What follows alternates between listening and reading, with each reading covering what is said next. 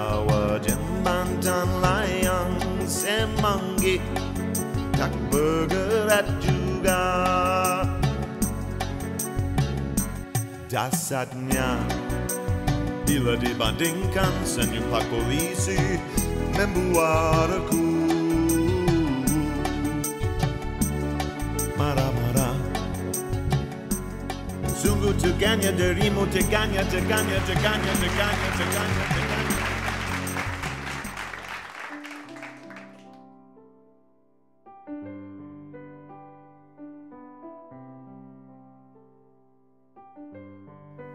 Describing JC, what he is, who he is, and how he's touched people's lives while he's in Jakarta and the day that I met him is not a simple task, especially with spoken words.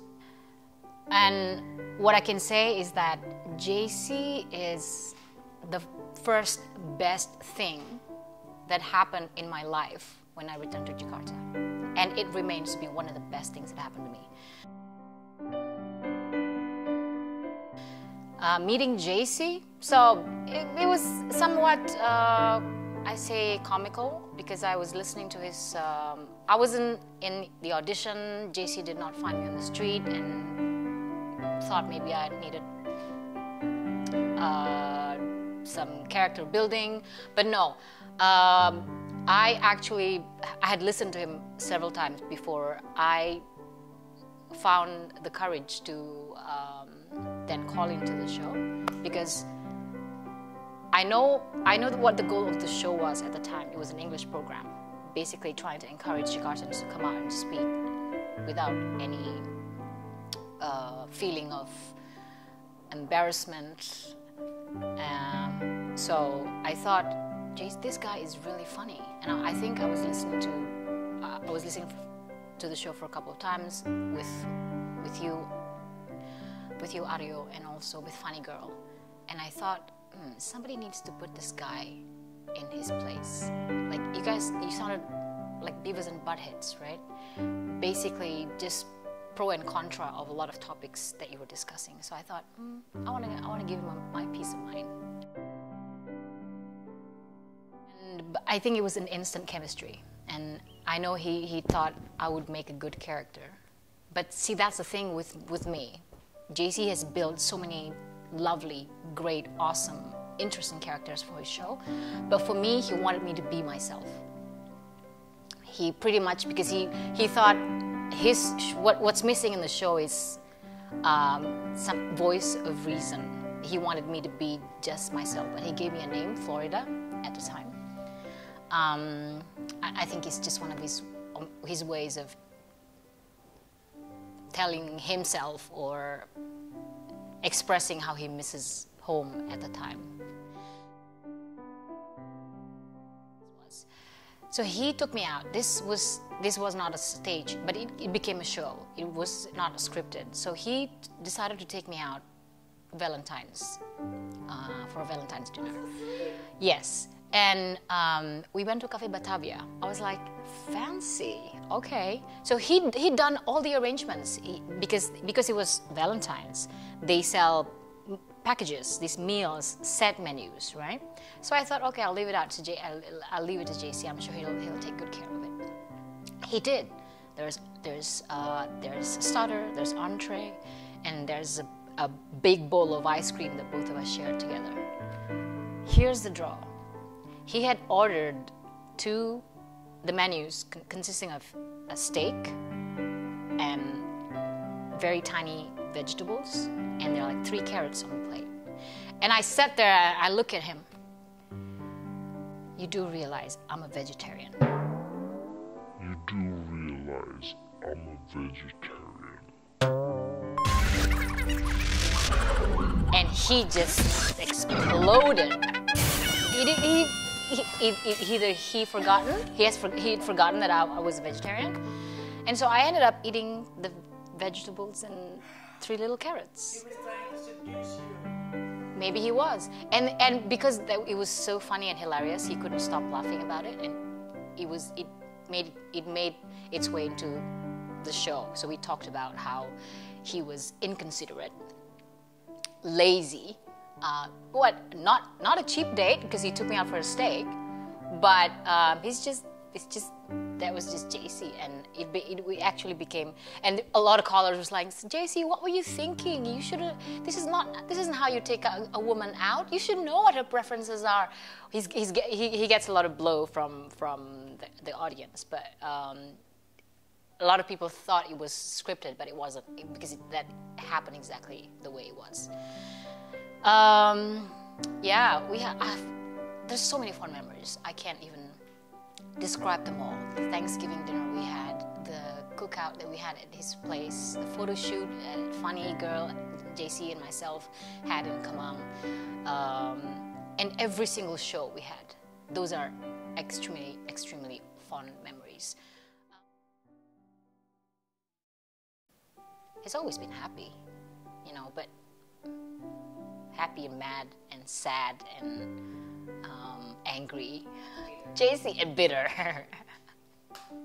So all the good things, like I said, you couldn't possibly find words to describe what JC is to me and to a lot of people.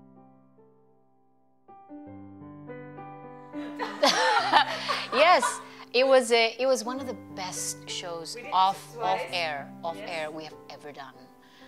Mimi was Mimi, being the debonair of what was her character? Is a former beauty queen who sells manure, right? Yeah. And forever in Malacca, and forever looking for that rich pakcik to just sweep her off her feet and marry her and live happily ever after. She lay being the cheap sex worker from Chinatown, and I'm playing this, classy but stuck up, expensive, high class. And JC, and and the dress that he was wearing, wasn't it? Not right. I think he was trying to channel Mrs. Doubtfire or versus Mary Poppins, and it went the wrong way, but that was perfect. It was just the setup. I was working at the Millennium Hotel Siri Jakarta, and that's where he had his solo exhibition, the first exhibition. And I was so happy when I found out one of a very close relative of ours from Palembang, South Sumatra, who'd heard. I would never imagine that they actually heard about his exhibition. I actually bought a painting from JC. And I think it was years after that when he decided to give me one of his painting. The painting of it was a photograph of the buffalo in the rice field. He gave that to me, and I still have that in my house in Palembang, South Sumatra. So I think he was very happy that he was able to realize that one of the dreams he'd had to have his own exhibition, because he loves photography, right? And he wanted to showcase his journey and travels, his relationship with Indonesia, with the places that he's been in the country. I told Lily, I felt numb. I had no idea how to react to that, because we had spoken to him on video call a couple of months before that, and he was getting so much better. He was speaking of traveling with his best friend Eric.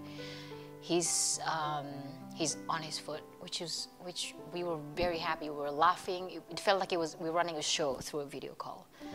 So then when I heard that news, I read it through a WhatsApp message. Lily announced it in the group. I just, okay, so he's at peace. I had no words to describe it. I did not get on my social media and express how I feel about it. I didn't leave any message. I didn't post any memories. But it wasn't a week later when I opened up letters that he had sent through snail mail and Christmas cards. And his photo when he was in Berlin in 1996, very handsome, there's a lot of hair. He was with his glasses, just looking sideways, and his photo of him with his best friend Eric. I lost it. I thought that was, then it dawned to me that he's not there anymore, physically. So, but I think, though it may be a great loss to all of us, but we do know that he's lived a full life. He's loved everywhere he go, everywhere he's been, and that he loves his family, especially he's got very fond memories of. I always talk about his mom and his sisters. So I thought it was happy tears. It wasn't tear.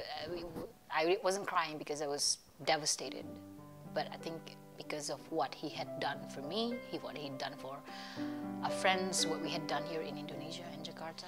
So I hope his family knows that he's loved everywhere he's been, every lives he's touched. So for his beloved family, a lot of love from Jakarta. Welcome to Jakarta, the biggest road of all. You should have an hotel for that journey to the mall. But when you're on the run, here's something that's fun, dangerous, dirty, and small.